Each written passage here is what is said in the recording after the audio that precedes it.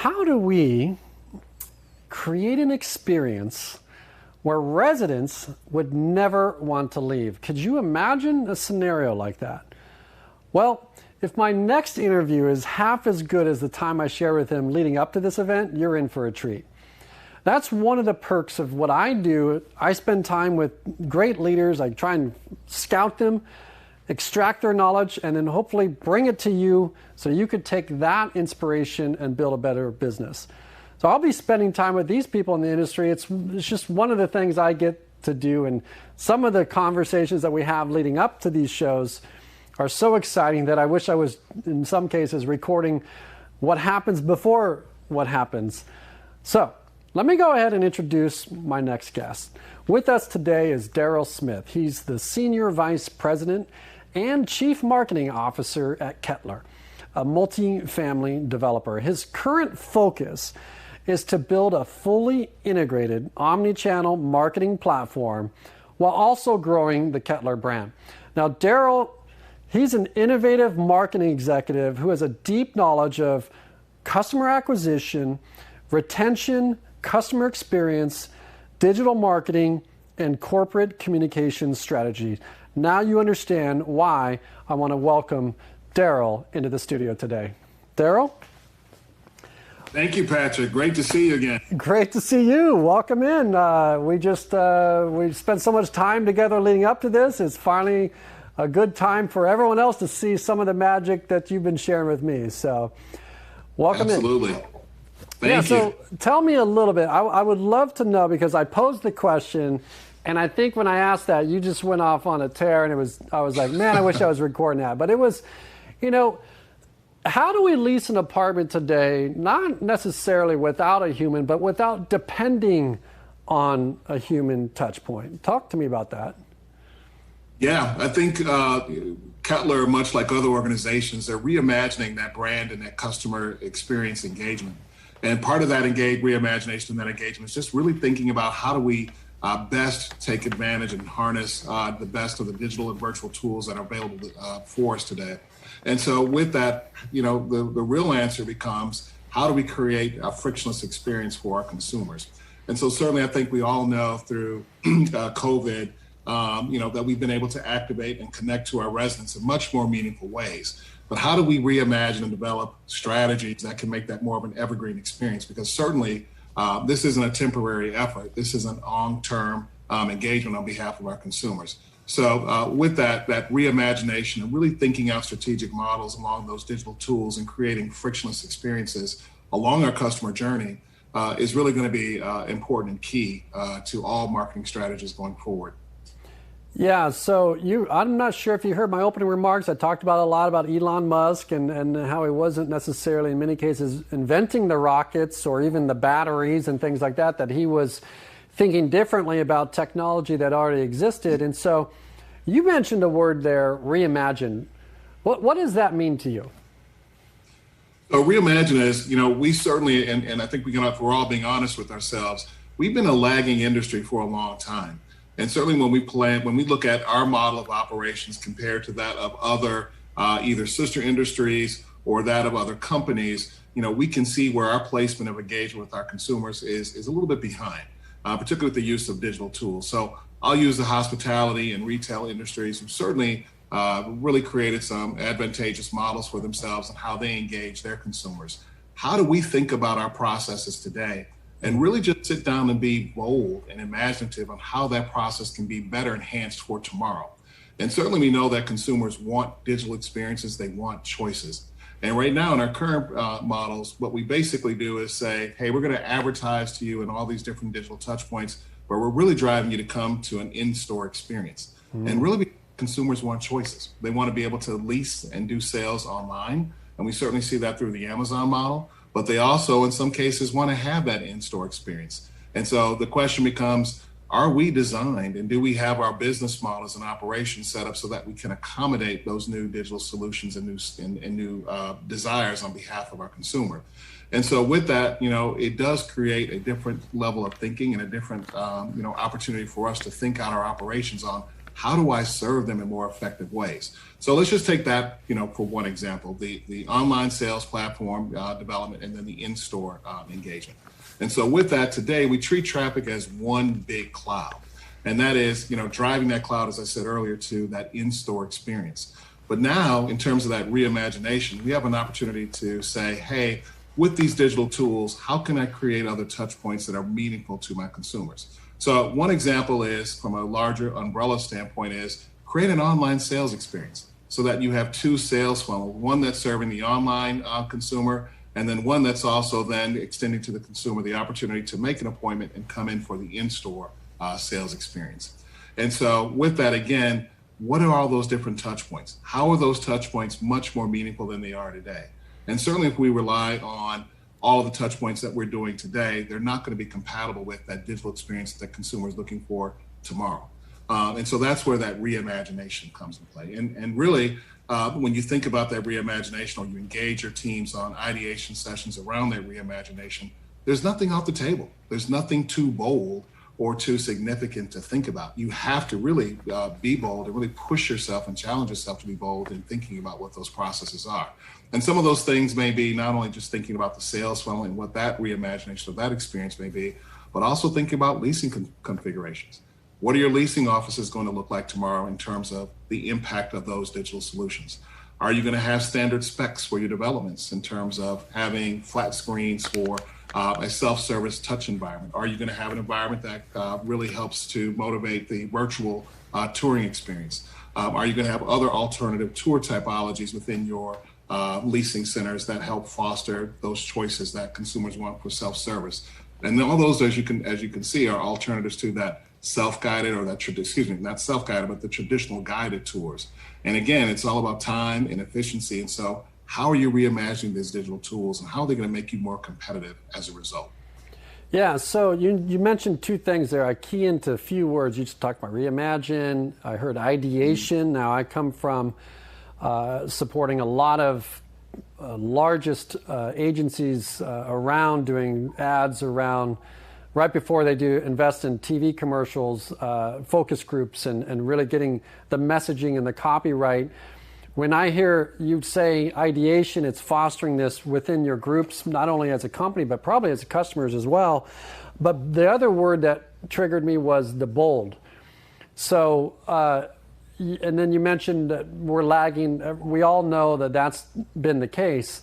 How can you be bold and foster more ideation in our industry? Like, what are some decisions you're making now that are bold, I guess? Yeah, so I think the first and big one for us is really segmenting that sales funnel. And what does that look like? And what's that impact for our on-site teams? What's that impact for decision makers who are stakeholders who have to manage those teams? And what's that governance around those new workflows that overlay against that customer journey? So for us, it's making decision on what tools help enable, that new online sales process, and also what tools help enable that in-store new leasing configuration and what that process may look like. And of course, as easy as it all sounds, those things do come with price tags. So there are budget considerations as part of that decisioning that we also have to consider. Right now, for us, we are looking at our platform and we are reimagining in that very bold sort of context that I mentioned earlier, but it's not just done in the marketing department. It is a shared opportunity across other disciplines such as asset management, our operations partners and stakeholders. You have to bring everybody in as part of that process to reimagine it, because we all touch that customer's journey. It can't just be a marketing cheerleading, camp. It's also an opportunity for a company and a brand to really insert itself into that consumer experience in a much more meaningful way. And a meaningful way isn't just saying, hey, we're going to check the box. Everybody has, looked and processed our applications. We do have, tools in place to be able to engage a virtual experience. But how does that virtual experience and how do all those digital tools really add to that personalization connectivity that you want as a brand and making it meaningful? And again, that's where that bold imagination is going to have to come into play. And I know there's a lot of discussion on our digital tools or virtual tools going to replace people. And so, that's really something that, each company is going to have to carefully reimagine. But the one thing I would caution is, how are you going to ensure that you are keeping your brand connected to your consumer through personalization. Because at the end of the day, consumers really want to feel that there's a human on the other side of any of these tools or any of these digital engagements that we have in place. So again, that's where you can keep seeing that imagination, being bold, thinking out of the box, ideating together across disciplinary groups are going to really be chief. Yeah, so I was scrolling through one of the social channels, one of the 7 that I'm on probably, and I got an ad, and it was a shipping the box, the clothing and all that kind of stuff, and I think I was like, oh, that's cool. You click on it, and I ended up on a website, and I think I got all the way down to the cart, and I was, then it became almost a hurdle. Like I had to sign in, I had to create an account, and then I didn't have my credit card on me, and I'm like, oh man. So I ended up aborting and not transacting at that time. And I also think about all the things that I've bought that I probably shouldn't have bought on Amazon, probably everything in the studio included, okay? That they made it easy. I would just click, credit cards in there. Like, I understand the trust is there. I know, like, I'll take a risk. If the shirt doesn't fit, I'll send it back, all that stuff. And so what brings me to my next question is timing. And when I think about that, I aborted a transaction. They sold me on the ad. Facebook ad worked, right? The messaging, the copy, the everything worked, the product, everything. But it didn't convert because of timing, and probably there's some marketing person in there running that ad saying, Facebook ad doesn't work because the ROI isn't right or whatever, right? Yet they didn't design an experience that worked for me in the timing aspect. So tell me a little bit about how that impacts kind of what we're doing. Yeah, so that was a brilliant layout for that big, long word that's used in my introduction, and that is omni-channel. Omni-channel. Yeah, so the basis of omni-channel is really to reduce that consumer friction when they try to engage with you in various touch points. And so, for example, for us, our first step into that is using our social channels as a gateway to conversion. And with that, what that means is, for example, if you are on Instagram or if you are on Facebook, as opposed to having to exit out of that environment and go to our website, we can curate an ad to you that through that ad, you can start engaging with us and understanding more about who we are, what our product is, what our property is offering to you in terms of lifestyle. And all of that is engaged through the chatbot experience. And so that chatbot in that environment is acting as a virtual leasing consultant and really curating that experience for that prospect. And so from an omni-channel standpoint, as opposed to losing that consumer and them having to exit or remember 10 minutes later or an hour later that they really need to follow up on their apartment needs, they can actually execute and convert right then and there.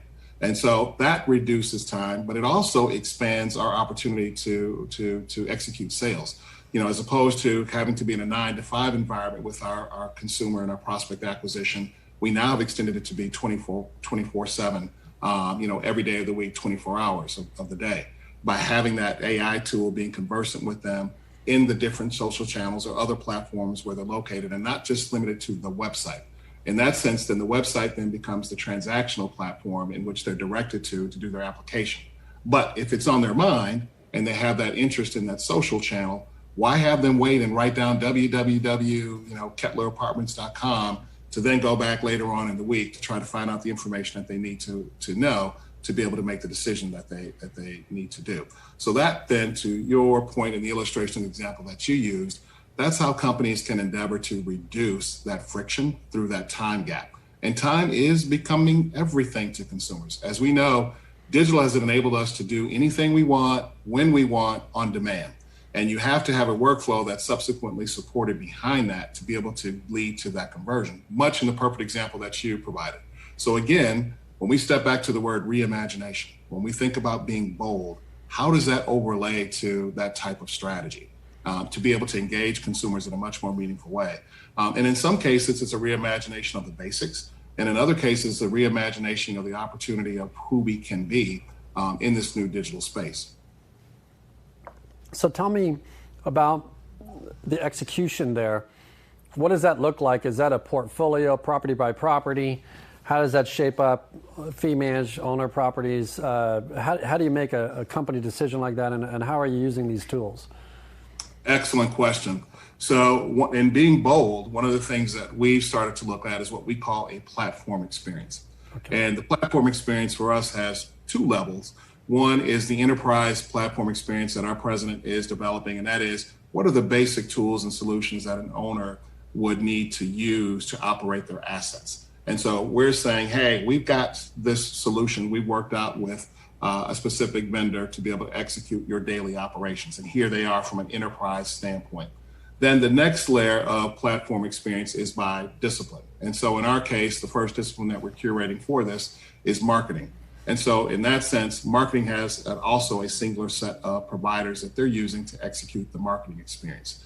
And what that prohibits or what that starts to turn our marketing model in is it moves us away from what I call cherry picking, where to your exact question of, hey, how do I create this experience across all of our properties from an execution standpoint and an experience standpoint versus, hey, I'm going to use this vendor here at these 3 properties. I'm going to use this vendor here at these 5 properties. I really enjoyed them. They took me to lunch. I liked them. They're nice. It's great.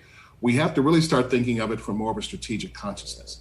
What are those vendors fulfilling? So for us, we developed a marketing technology stack, which is very common in marketing to have a MarTech stack, where it illustrates what marketing tools and technology you're using, what gaps in your operations are they solving for. And in our case, it's really helping to display what our enterprise and our platform level from a marketing perspective looks like. So for the owner or the asset manager, they're getting a better perspective on understanding, hey, how is your operations executed?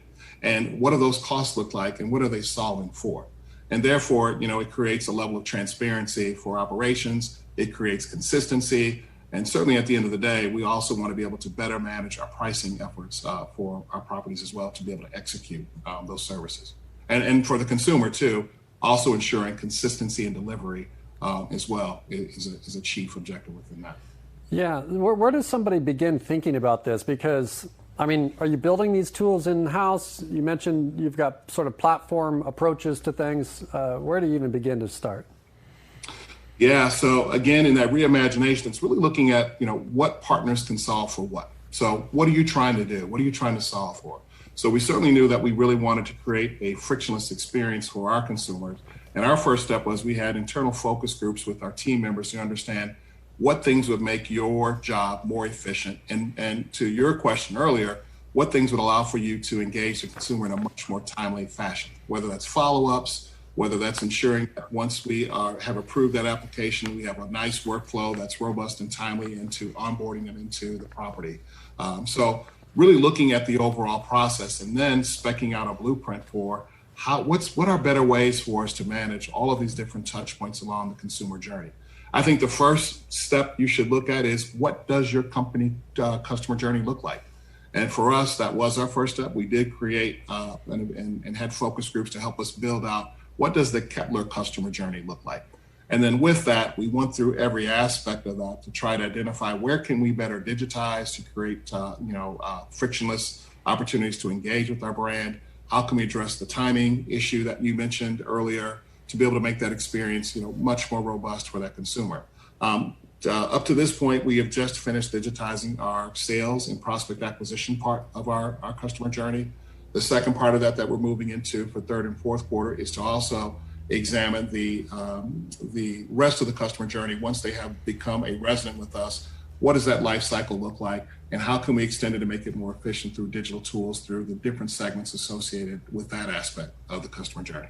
So I'd say the customer journey is the first thing, building out your customer journey, that customer journey mapping, and what are all those associated touch points that each company has with that consumer along the way. And again, you can overlay all the digital tools that you'd like on it, all the virtual tools that you'd like on it, but you still have to ask yourself, how am I connecting to that consumer through my experiential values that my brand promise purports? So can we talk about these tools? I'm sure you've got to think about all the different options. What was your thinking process there? Well, first is just what are we solving for? There's lots of shiny tools out there every day that, marketers, and operations professionals, we constantly are getting the doorbell, ringing.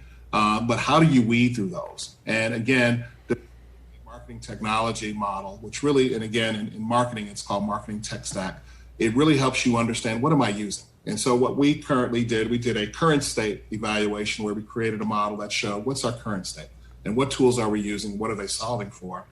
Based on the focus groups that we did internally with our team members, where do we have gaps to better make that more robust? And then that led to us understanding where and what tools needed to apply along that customer journey to enhance the process for our future state. And it's tough because there's lots and lots of partners out there that have prospective opportunities that can help fulfill, the solution. However, you do have to create some careful decisioning and carefully weighting and really deciding who can best fulfill what you're trying to achieve. So I think the first step is just really having a picture of what do I have today and what am I missing? And a lot of that really can be found through data internally, like I said, interviewing your on-site teams, finding out what things would make their life better, what things aren't working with current vendors that you can go back and re-engage. I know one big thing that we were really surprised to learn is we had some settings turned off that would have better enabled our leasing, associates to do follow-up. And one of the things that they told us in our focus groups was, hey, we wish that there were better ways for us to automate follow-up so that we could better manage queues, we could better manage the resident experience. And when we went to our current property management software provider, they said, hey, by the way, we can certainly work with that, but you have some settings off that could really solve for that today. And we said, great, that's an opportunity for us to do a change management with our on-site teams and really redeploy training so that they can best use those tools to achieve that efficiency. So just really digging into your environment and really understanding what's at play, what's missing, and then going out to solicit, proposals from vendors on how they can best solve those gaps. Yeah, and I mentioned I go through my phone, and I'm on the iPhone platform, so my text messages, if I'm talking to my wife, who's also on iPhone, they're blue, and we can do certain things like voice texting and some cool things. But then I get this other text message that's green, and I'm just locked in. I have to go to a voice note because I do voice. Imagine that, right? Yeah. And so I have to go to voice notes, save it, and then it names it the address of wherever I am. So I have to rename it, then send it to them. Mm-hmm. And so you have these platforms that do the same thing, but they're the experience is different, Yeah, and I love the example. Do we ever end up with like just one, or like do we need, like it's almost like an overwhelm of where to go, Yeah, well, I love the example that you're pointing out because there's a couple things there. I'll use you as a consumer. I'll take your professional hat off here for a second. Yes. What you just described is, hey, you engaged with a certain channel and a certain platform a certain way. The way your wife may engage with it, or the way even I may engage with it, will be subsequently different. So what we're seeing from that is that our consumers want choices in how they engage with us. There is no one singular entry point to engagement. And so with that, you do have to have a profile of, hey, what are the choices that I want to be able to offer our consumers? And I'll just use one example that we have found with that and we have executed, and one is tour typologies. We know that our consumers wanted different type of tours because the traditional guided tour, which lasts roughly 30 to 45 minutes, doesn't really sync up with the time considerations that consumers want. But if we add other opportunities for virtual touch points online where they can see and experience and touch our products to make decisions, great. If they want to come for an in-store experience, instead of them feeling like, oh man, I got to pack up the car, I've got to go to this property, and it's going to be a 5-hour deal for me to just tour a property and make a decision. So giving them different touch points that align with the way that they want to engage is very critical, and you really described that. And so there isn't one entryway any longer. Digital tools and virtual tools are allowing for us to expand the opportunities for our consumers to engage with us in many different formats. And in a lot of ways, again, as I mentioned earlier, some of those formats will allow for us to extend that leasing period in a 24/7 format. But you do still have to come up with what is that technology stack? What does it look like? And how is it solving for the options that we have critically evaluated and said, hey, here are the options that our consumers want. How are these tools then now helping to enable those considerations on behalf of those consumers? That's great. I'm getting a comment over from LinkedIn. It's being noted here. and this is a detailed question, but what review sites do you consider important? Is this a question you want to take? Yeah, so I think I'll start from the umbrella standpoint of that, from a strategy standpoint, is that your reputation is extremely important to your brand because it aligns to your brand promise and who you are and what services you purport to offer. And so you do need to take that very seriously. And so I think any of the major touch points where your brand is managing transparency around the consumer sentiment and what they feel is important. So whether that's Google Business, whether that's Yelp, or any of the other major ones, they're all important. And what's equally important with that is ensuring that you have a content architecture that ensures that your team is responding to any post in a very not only timely manner, but a constructive manner. Meaning, every time somebody posts something on the same issue, are you going to respond, post to post, or are you going to make a larger acknowledgement that has other pieces of content in there that ensures that your brand reputation and the integrity of it's being protected, while also ensuring that the consumer's needs and whatever it is that they're proposing was a problem has been addressed. And then certainly conversely, if there's something positive being stated, you certainly want to optimize that as well. But reputation in general is extremely important at whatever touch point. And you do want to ensure that you do have a connection to your marketing strategy, to those specific channels that you are choosing to use as part of your strategy, and making sure that your team has some governance and brand standards on what your expectations are in managing the content that is posted in those channels.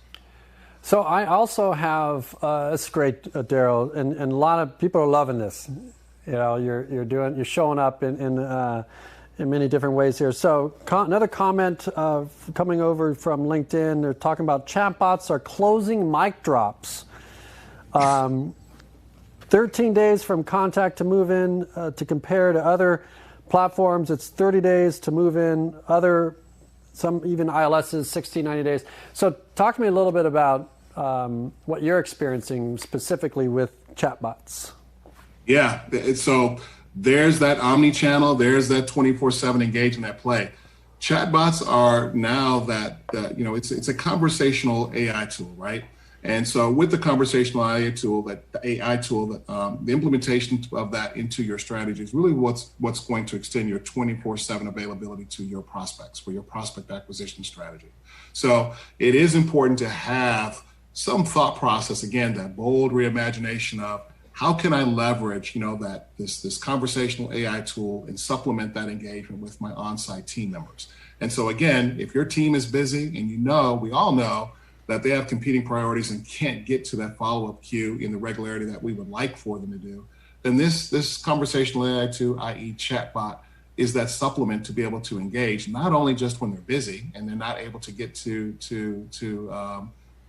inquiries, during the day, but it also helps with off hours. I may decide that when I get home, I'm going to pour a glass of wine, and at midnight, I'm going to do my apartment home shopping. Great, somebody's available for me to answer all of the questions that I need to answer for leasing. And hopefully at the end of that artificial conversation, it also will drive them or nudge them to being able to go and complete an application. So I think there does need to be some consideration in your marketing strategy going forward with the use of an AI tool, because again, you're not going to have that 24/7 engagement without it. If you aren't considering it, what's going to happen is you're going to still be in that 9 to 5 expectation of engaging your consumer.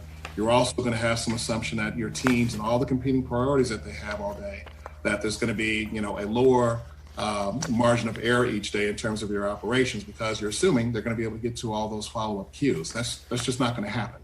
And we know with the engagement of consumers today, consumers want answers now. And so it goes all the way back, Patrick, to the beginning of our conversation where we talked about time and how is time synced into our engagement with our consumers. So the chatbots are extremely important aggregate to really connecting to your consumers, again, being available for them in a 24/7 format and helping with your prospect acquisition. I just don't see how anybody's going to be able to engage competitively without having that as part of their consideration. Yeah, and even full disclosure for us, I mean, one of our clients is BetterBot. They're a chatbot. They do, and I know you guys have considered, or I think you've rolled them out Yep. at the We've had it for 2 years now. Yeah. So like even going into it, like, is there things with, like, we get it, the chatbot, but like, are there things that behave differently? Like, why did you go with them over others? Or do these things talk to other things that you have going on? Yeah, so I think what's always most important to me with any partner that we engage with is, I always use the word, are they pioneering? And, that goes back to, you hear me use the word bold. Any partner, I want to feel like they also think imaginatively about the marketing experience, the consumer experience as I do. And, with that, then I'm not necessarily looking for a product that's an off-the-shelf product, but I'm looking for a product that continues to challenge itself to grow, but that also grows with the way that our consumers are growing. Some products just are, again, from the off-the-shelf perspective, kind of develop it and it's kind of a one and done and it's set. I'm not looking for that type of product. I'm looking to engage with a product that really is imaginative and just as bold as I am in thinking about how can I better engage that consumer. So, that was one consideration for the choice in service that we chose.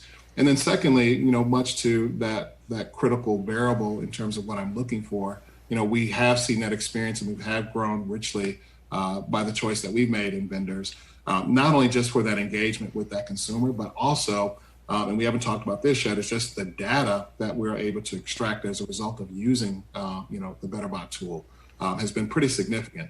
We're able to see a lot of things about, our consumer behavior, what they want, what has been some of the top sources and where they're coming from through the growth of that tool. And it's continued to grow in a lot of strategic ways for us. So, when I think of, consumer data becoming very, very chief in us being able to make decisions on what do we think consumers want, I don't have to guess anymore, because hopefully what we're doing is along the customer journey as we're bringing in some of these new marketing technology tools and plotting them along the customer journey, we're also able to extract data through those tools along the way, whether it's first-party data that we can use and pull into our BI tool, into our data warehouse, or at a minimum, a third-party usage of that reporting structure. In any case, BetterBot, much like other partners that we partner with, offer a great, deal of, consumer data behind their engagement as well, which is equally important.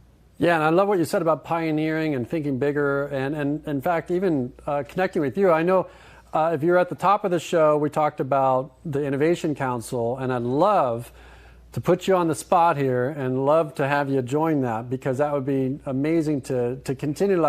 There's probably questions that people are going to think about as they go back into the world, but it would be amazing to be able to bring that, have you at the table there to be able to work through some of these other things that you're discovering in the business. But yeah.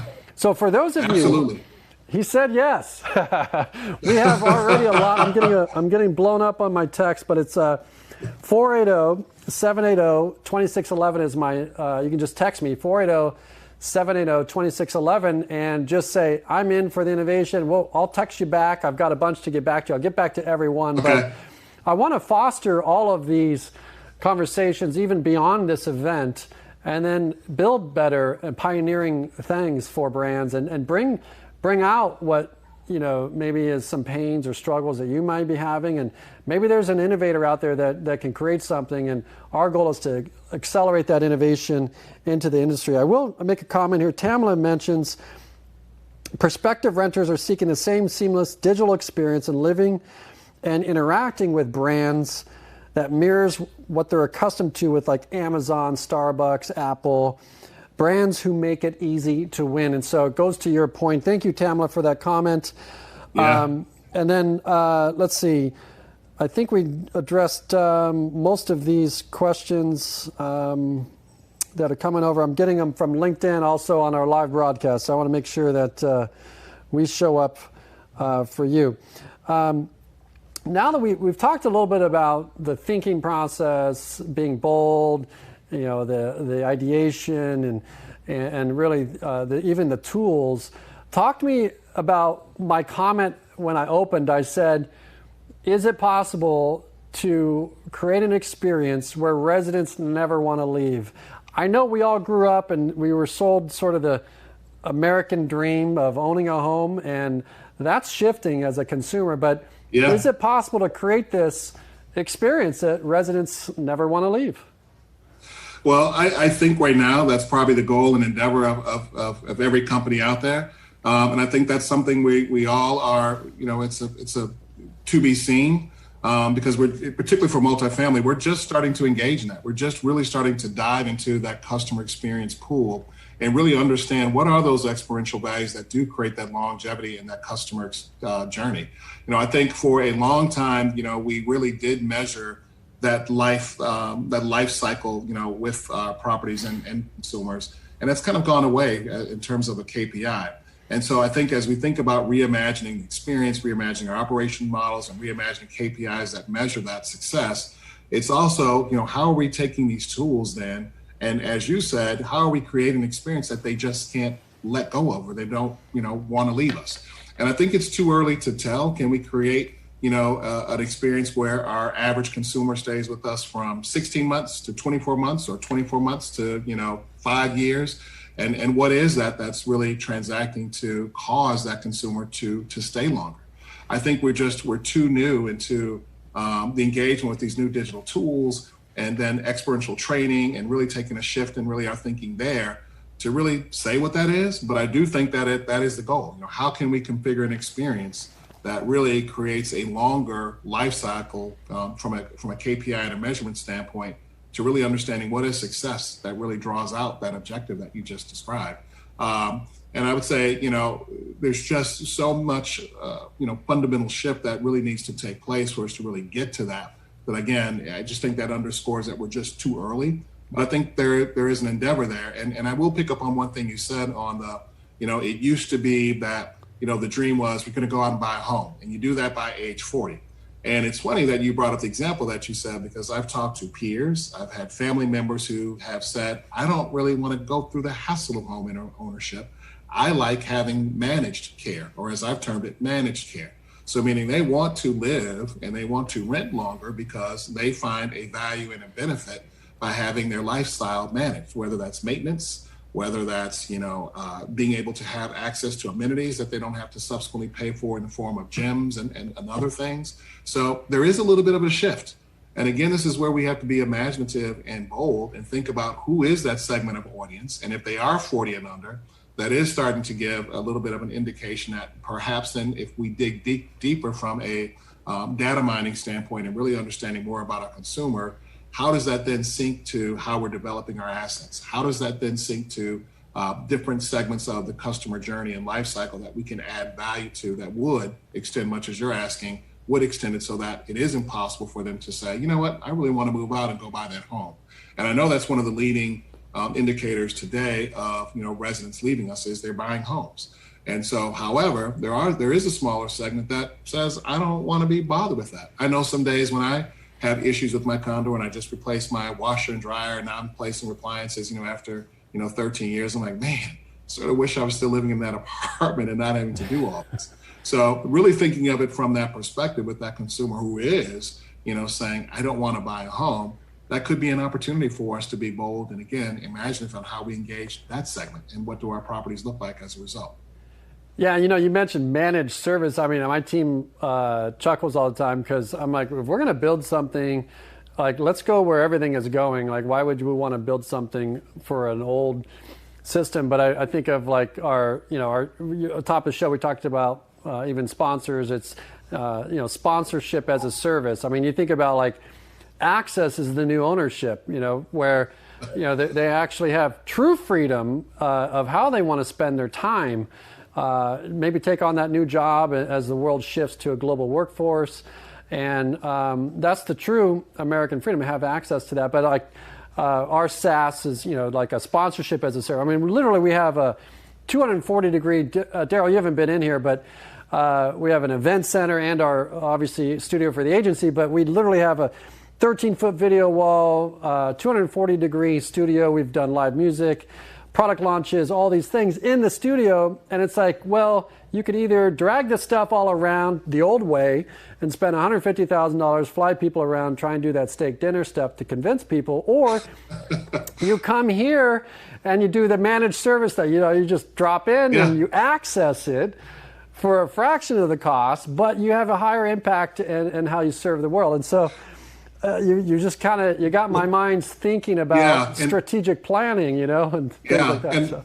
And I think it's the same model for the multifamily residential consumer experience. It's how can we start to curate services to them, bring them to them, and sometimes it's in the form of partnerships. I know there's some companies out there that are curating services or add-on services for their residents that they're bringing the experience to them. The resident isn't necessarily walking in and the experience is in the form of amenity, but it can also be in the form of a service, or it can be in the form of a resident programming event that you can bring to them, much as you described for the kind of the B2B approach in your all-encompassing environment. So I think that's a similar model that can be applied. And I know there's a few companies that have, tested that or are playing with it today. And we've certainly have thought about it.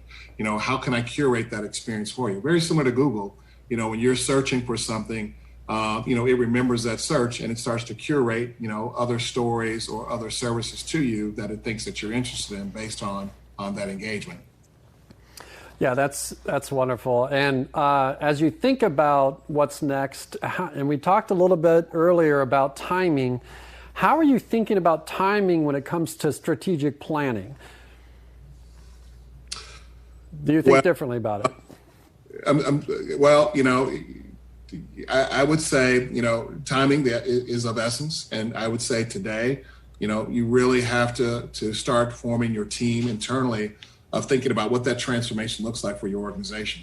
I will say for us, our president, 3 years ago started a transformation process for our entire company where, twice a month we got together, every department head, and we really looked at, what was outdated and then what was that outdated aspect of our service and operations going to be replaced with. And we spent a year really just cleaning our house and getting some of the processes and some of the governance that we needed to have in play to start this next part of our platform development. So if you haven't already begun thinking, again, it's that reimagination, but before you can reimagine, it's almost like your house.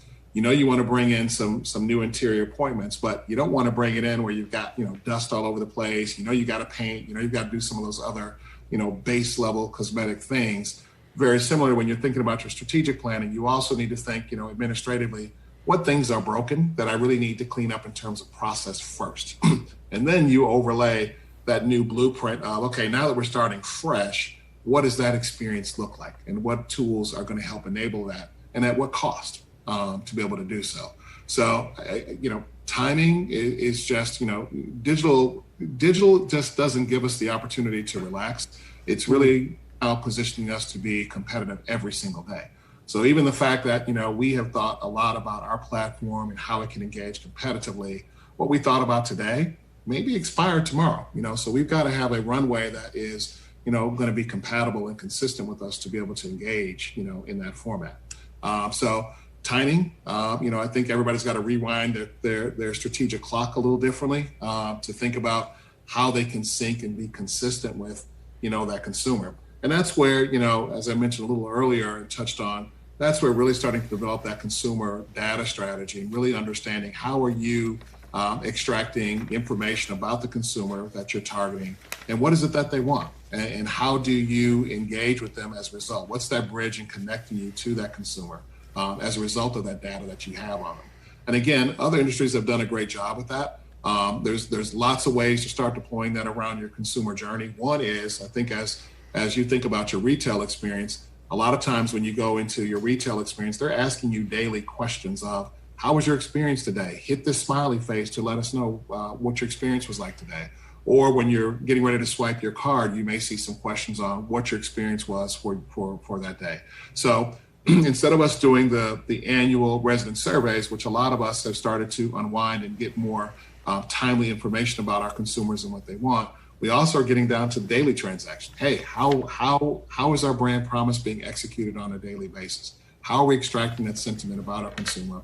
And how is that informing us on how we can continue to be competitive on a daily basis? So from a timing standpoint, I think, again, you really have to start, again, imagining and thinking about all those touch points so that they have a sync and relativity to timing, which, again, is important. Yeah, no, it's great. And David out in the audience says, happy to be on the council as an architect. Love it. David, make sure you guys, if you want to be involved in that, you want to text me directly. It's 480 480-2611. That's 480-780-2611. So text me on that. Make sure you're involved. Dan Ross says, what is the most significant technological change you have made in the past 12 months? Is it care to respond to that? Yes, I do. So I'll and he's got the timing just right. I love the question. And that is, for me as a marketer, I've always had very strong interest in innovation and technology. And like most marketers, to sell that internally can sometimes be a challenge because, there's lots of priorities that you're competing with to really get that positioning in front of folks. But when COVID hit, everything changed. So from all the things that I was positioning around, we need these virtual tools, we need these various digital tools, all of a sudden it became, hey, how soon can we position those tools for our connectivity to our residents during this time? So that really propelled, and I oftentimes say, COVID was the banana peel that, positioned, multifamily, a lot forward than we probably ever expected to be in a quicker time period. And so with that enabled me then to really take things from a blueprint to an actual, plan. And so for us, positioning that platform experience, meaning there's singular tools that we're using around virtual, singular tools that we're using around digital.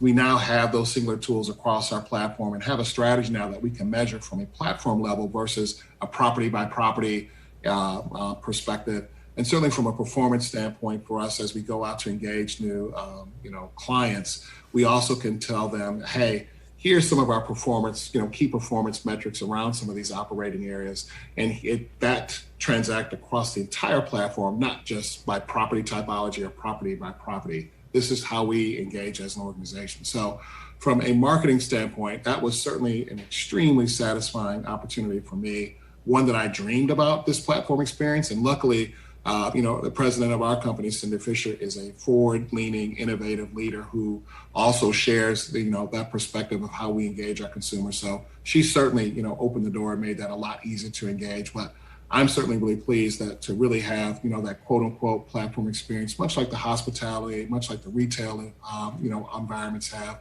to be able to engage our consumers. So I would say that's probably the biggest thing that, I was able to accomplish in 12 months was positioning that platform experience with, very, very finite tools.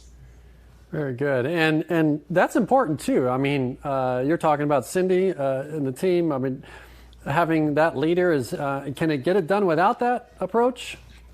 No, not at all. I mean, they always say it starts at the top, right? And so she has an enormous vision of our brand and really, engages and challenges the marketing segment of that, along with all the other departments that we have as well. And she really corrals us around that brand experience. And she really has very strong expectations on what she envisions for this brand. And again, somebody has to drive that expectation for operations, for asset management, for marketing, for accounting. We all interplay together to really execute that experience for not only our business consumer, but at the end of the day, for our residential consumer as well. So she has just really taken that boldness, if you will, and really applied it across the entire company in terms of that expectation. And, when we talked earlier about ideation sessions, one of the things that I do enjoy with her as a leader is, she'll have me come in her office sometime and she loves to go to her whiteboard and we really try out all these models. And as she calls it, we geek out. She goes, hey, let's have a geek out session so I can really understand, what you're strategically trying to accomplish and where I can support it and align it with, her vision as well. So, I think that reimagination at that head of organization level is extremely important. And really, it just can't be focused on just the financial side of things, but it also has to include the experiential side, because that also has a cascading impact on revenue as well. One CEO that I also, outside of Cindy, that I follow in the industry is Delta Airlines CEO. And one of the things that he's done very similar to what you just asked is he's really approached aviation in a very, very different way from that of his peers, in the extent that his focus is on digital marketing and experience. And, his peers in the industry sort of laugh because, they focus on, the revenue side of things and how they can, optimize that to get to their goals and objectives. he said, hey, it's going to be all about creating experiences for our consumer and getting to, that revenue goal objective. And so in his first 2 years in being with them, he approached their board and said, hey, I'd like to do all these things to create experience, for our passengers that I think is going to, have an impact on our revenue. And, much to their board chagrin, they went ahead and did it. And sure enough, he proved it out in numbers that experience really is key, in today's world or today's engagement with consumers. And so, we've talked a lot today about digital tools and its impact and having a platform that's, really in sync with that. That's another great example of from the top, saying, hey, I'm not going to just deal with the traditional disciplines that are the quote unquote rainmakers. I'm going to create sync across all the disciplines to really be able to engage in more of that enterprise, experience. And certainly for us, we've been very fortunate to have, Cindy at the helm, really driving that construct. Yeah, that sync across that enterprise approach you talk about. I mean, I think about the executive of the future that, needs to think beyond, cap rates and demographics and the obvious stuff. They need to really understand technology, where things are going. I mean, if you're financing programs 10, 15, 20 years out, even developments, I mean, we need to know where the world is going and where the customer is going. So that executive of the future is colliding with technology. And it's exciting and refreshing to hear your remarks as you go through some of these things you've been working on and also working within the organization, because I would imagine you get excited, you're following Delta Airlines, you're a student, I can tell already, you're curious about the world, and you're bringing that back to your organization. But at the same time, when you capture something that you think is cool, you think can solve a problem or create a better future for your organization, how do you take that to like a Cindy and sell it internally? Because some products do land flat because the message can't get there, right? Like the internal team can't tie it back to the importance of the efficiency or the revenue or the experience it's creating. How are you approaching those things to get this stuff done? Well, fortunately, some of that homework has already been done for me on behalf of Cindy. And one of the things that she's done is she's created a little bit of a trifecta between myself, the head of operations, and the head of asset management. And they are probably they're two amazing gentlemen that I work with. And they think very progressively, very innovatively. And we built our relationship over time so that we do have that sync that Cindy wanted us to be in, that trifecta ship, if you will, on. And so certainly when I'm getting ready to roll out things, I not only go to Cindy first for that approval and just making sure I'm in sync on the larger picture, but I also share with, our head of property management and operations and our head of asset management as well to get their buy-in, because they equally have a stakeholdership in that impact with that customer, both from the bottom line perspective and certainly that experiential perspective. And again, I've been very fortunate that, they have been two of the most, open-minded individuals that I've worked with in both of their capacities. But again, I can't be a silo in marketing. And Cindy really pushes, internally for us not to work in silos, so that we all have to work in partnership, because we all have to be in sync for the bottom line. So, whenever I am, endeavoring to introduce something new, I certainly package that strategically and present it to Cindy. And she definitely has some, a careful construction, if you will, of how you need to present to her to really get that value point across to her. And once she has accepted it, then, she certainly expects for me then to go and transact with my other partners in the organization, respectively, to ensure that they're along for the ride, so to speak. So, and again, I've been fortunate that, a lot of that hard work of knocking down walls, really having clear ownership on what's my role, what's ops role, what's asset management's role, but then how do we then fuse that together to be in sync, to really be able to execute a strategy. Yeah, and boy, we've talked about a lot already today on this show, and one of the aspects I want to cover is, we opened up, we talked about omni-channel and even tools and the experience. How are your employees, I guess, impacted, or is it improving their life? In theory, a lot of these automations allow us to step into the greatness that we are, to make that human connection and repurpose even roles, things like that. How is all of this impacting the way people are engaging with your tools and brand? Yeah. Well, in all full transparency, that's the next step that we are endeavoring now that we've got these tools and we've started seeing some best case uses with them.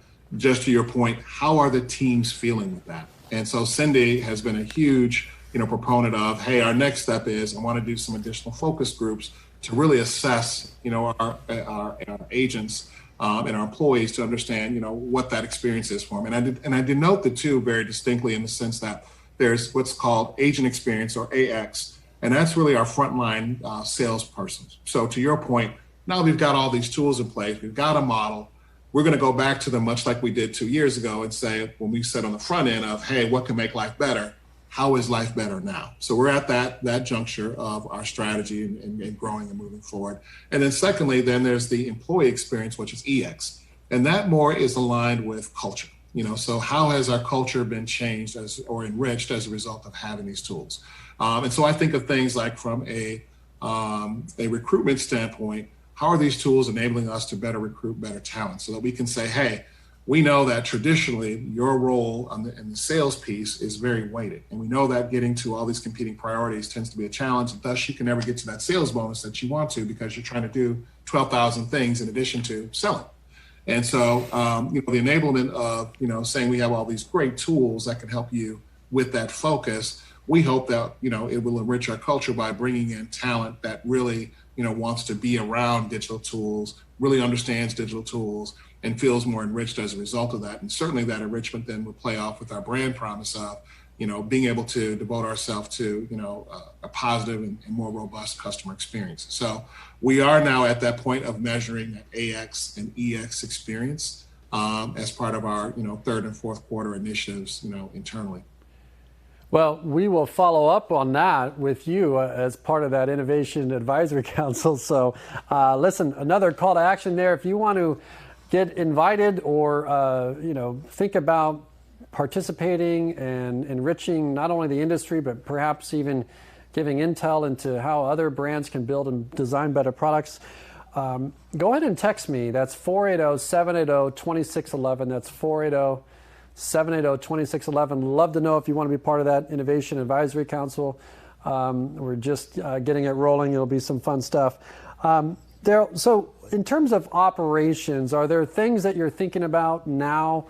I know we're coming up on the end of our time together, but if you want to just give us some ideas of things that you're thinking about in terms of the operation side of things, in terms of what you're looking at. Absolutely. And great question. So on the runway for us and with our blueprint is one, looking at more sales-centric opportunities. How can we create more sales governance so that our teams can focus more on sales, but also know that there's an expectation on that. Again, reimagining the basics.